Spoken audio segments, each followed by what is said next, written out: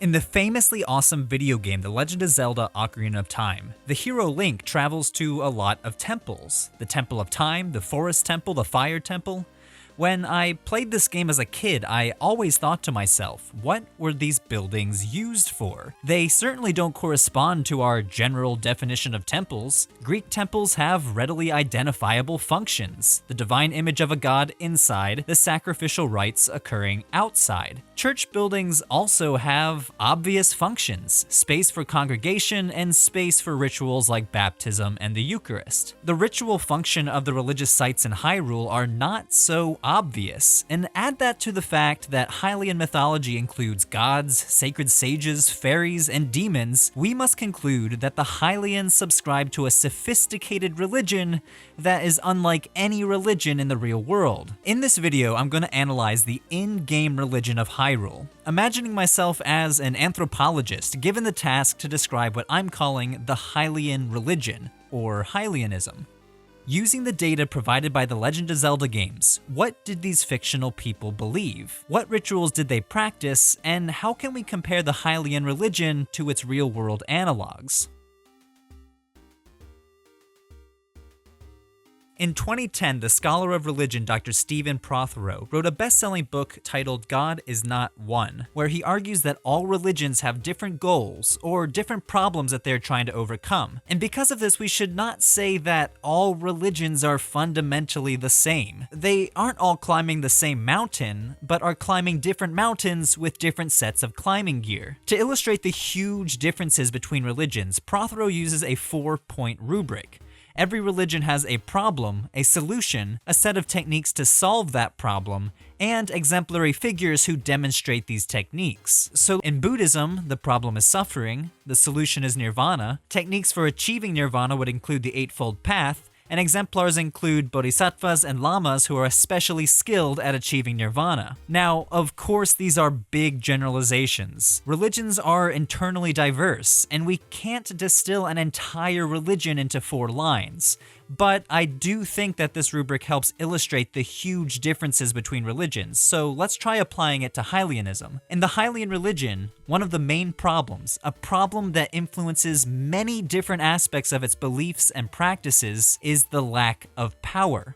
And not just any power, but the lack of ritual power. Magical power. Because of this, the Hylians devised different ritual techniques to acquire and control power, such as obtaining ritual paraphernalia like heart containers, or through direct contact with the ultimate cult object, the Triforce. Exemplars, of course, include Link, who excels at obtaining ritually powerful objects and wielding ritual power for good. The more I studied it, the more I realized that almost every aspect of Hylian religion, whether it's polytheistic theology, its ritual paraphernalia, its sacred sites, and religious authorities, all of these reflect a concern for lacking ritual power and the solution of obtaining and protecting it. Now, the phrase ritual power is admittedly vague, but I use it to describe a phenomenon that appears in religions worldwide: the belief that we can manipulate natural and supernatural forces through our words and actions. The ancient Greeks and Romans tried to win chariot races by cursing the racers on lead tablets. Other religions have all manner of ritual strategies to try to heal or protect individuals. Magic is only one way to describe these ritual manipulations of power, but this is how it's described in the world of Hyrule, where it functions in all aspects of life, whether flying through the air on a magical parasail, or using magic to shroud an entire land in darkness and bending hordes of monsters to your will. And as you'll see, different aspects of Hylian belief and practice reflect a concern for controlling ritual power. According to Hylian theology, the world was created by the 3 goddesses, Din, Furore, and Nehru. However, unlike many religions in the real world, veneration of the major gods doesn't seem to be a major concern to the Hylian religion. There is no Temple of Furore. There is no identifiable sacrifice or attempt to propitiate Nehru and Din. They are impersonal creator deities without much direct influence on the daily lives of pious Hylians. These goddesses are treasured not because of their personalities or their love for humanity, humanity, they are treasured because they are the ultimate source of power in the land of Hyrule, as manifested in the cult object, the Triforce, a relic created by the three goddesses themselves. The Great Deku Tree in the Ocarina of Time describes the Triforce as the basis of our world's providence. Notice how he doesn't say the gods are the basis of the world's providence, but rather this ritual object. The Super Nintendo game, A Link to the Past, claims that the Triforce holds a small but powerful portion of the essence of the gods, which was to guide the intelligent life on the world of Hyrule. Again, the gods are not the guides to intelligent life on Earth, but the divine power of this artifact. In other religions, physical contact with ritual objects is also thought to transfer power, such as in early Christianity, when pilgrims would travel to the Basilica of St. Simeon to obtain tokens that were thought to heal your sicknesses. But only in Hylianism do we see physical contact with ritually powerful objects as holding such a prominent position in daily life. Touching a heart container increases your life energy. Wielding the Master's Sword enables you to destroy demon kings. And physical contact with the Triforce can change the course of history, whether triggering a cataclysmic flood or shrouding the world in darkness. But I should also mention the more personal deity Hylia, who the three goddesses created as a patron to the people of Hyrule. She not only gives her name to the Hylians, but she apparently lives on through the matrilineal bloodline of the royal family, reincarnating in the form of a blonde woman, Zelda, who carries on the essence of Hylia throughout later generations. We see similar ethnocentric patron deities in real-world religions, such as Yahweh in the Hebrew Bible, and we also see hints of divine royal lineage in Shintoism. Unlike the three goddesses, though, Hylia receives direct veneration. In Skyward Sword, there's a massive divine image of her in the town of Skyloft. In Breath of the Wild, similar images of Hylia dot the landscape, located in sacred springs, civic shrines, or temples. These divine images serve as conduits to gain power. In Breath of the Wild, praying before Hylia can boost your life energy, and Zelda herself implies that the end goal of her Hylia veneration is to gain power. I come seeking help. Regarding this power that has been handed down over time, prayer will awaken my power to seal Ganon away. Notice how she's praying to activate divine power. This is a contractual form of veneration, not unlike what we see in ancient Roman religion. Pious Romans would sacrifice to the gods so that they may receive favors in return. If the gods didn't deliver, then the Romans wouldn't bother fulfilling their own vow. Some have described this by the Latin phrase do ut des, I give so that you may give. This seems to be a guiding principle for some Hylians, at least for Zelda. I've spent every day of my life dedicated to praying. I've pleaded to the spirits tied to the ancient gods. And still the holy powers have proven deaf to my devotion.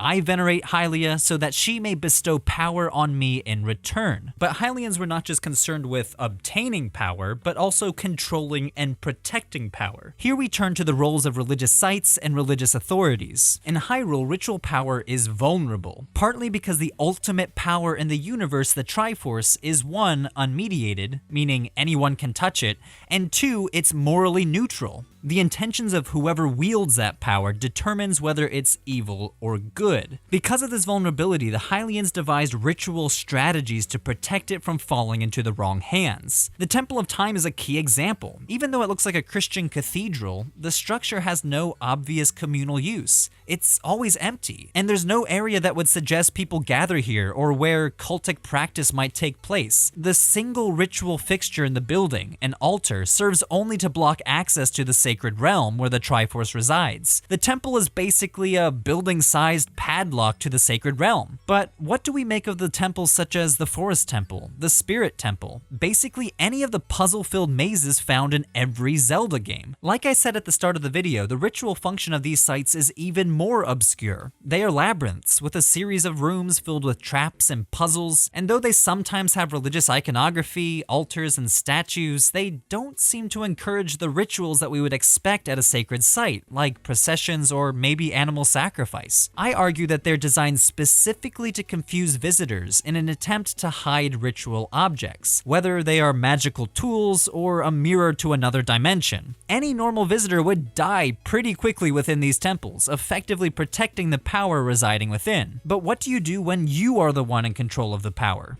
This is where the religious authorities of Hylianism come in, the mediators of ritual power. Real-world religions frequently have functionaries that mediate between the people and the divine. Roman Catholicism has the clergy. Shintoism has priests. Other religions have ritual specialists like shamans, who have a special connection with the gods, spirits, or demons, and who have the expertise to perform rituals on behalf of regular people, like healing or divination. In Hyrule, there seems to be two classes of religious functionaries, the Sheikah tribe and the sages. The Sheikah are devotees of the goddess Hylia, appearing as warriors and monks protecting the royal family, the descendants of the goddess herself. Sages, on the other hand, generally control access to the Triforce, fending off demonic attackers such as Ganondorf, the king of demons, whether by building temples or imbuing the Master Sword with its energy. The sages in Twilight Princess even resorted to the ritual slaughtering of Ganondorf in order to protect the Triforce from his grasp. So overall, we see that both the Sheikah and the sages ensure that the power of the goddesses doesn't fall into the wrong hands, distributing it as necessary to suitably pious individuals. Now, take this all with a grain of salt. The greatest Zelda nerds among you will know that the Zelda timeline is split into at least 3 parallel universes, and the religion seems to change depending on the timeline. So I might be generalizing about one strand of Hylianism without capturing its true diversity. Moreover, those of you who have watched my other videos will know that religions change over time. So we can pretty safely assume that over the course of hundreds of years, Hylianism probably underwent massive changes, such that, for example, the ritual use of the divine image of Hylia in the Skyward Sword era may have very different functions or theological meanings than the divine image of her in Breath of the Wild, hundreds of years later. But by and large, it seems that the veneration of the Triforce and the divine power that it provides persisted throughout the centuries as a major impetus to the formation of Hylian belief and practice, sustaining the well-being of the Hylian people while occasionally falling prey to the most evil and ambitious among us. Hi everyone, so I hope you liked that video. It was a little bit different than stuff I've done in the past on this channel. I couldn't have done it without the help of my brother, E.C. Henry. If you're interested in science fiction analyses videos, you can check out his YouTube channel. It's somewhere over here. And I also couldn't have done it without the help of my friend and fellow YouTuber Linkums, who has a gaming video game channel over here. So check them out, and as always, if you'd like to support this show, check out patreon.com/religionforbreakfast, and I'll see you next time.